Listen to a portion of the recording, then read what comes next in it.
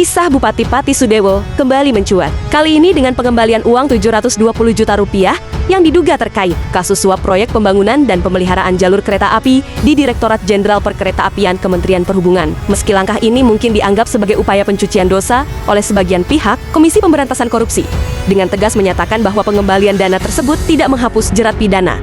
Berdasarkan Pasal 4 Undang-Undang Tindak Pidana Korupsi, tindakan mengembalikan uang hasil korupsi hanyalah setetes air dalam lautan untuk menghapus noda, moral, dan hukum yang telah melekat.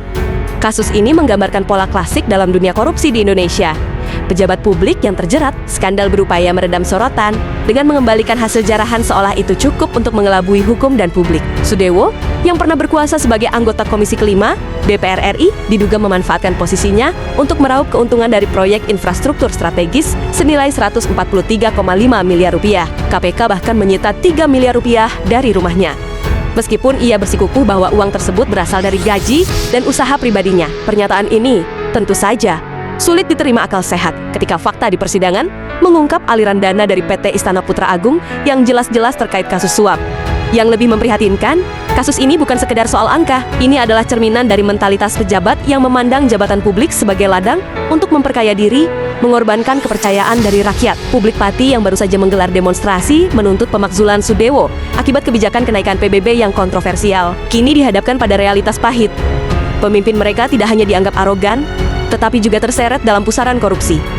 Pengembalian uang oleh Sudewo alih-alih menjadi tanda pertobatan, justru terasa seperti manuver putus asa untuk menyelamatkan reputasi yang sudah terlanjur ternoda. KPK, dengan sikap tegasnya, mengirimkan pesan penting.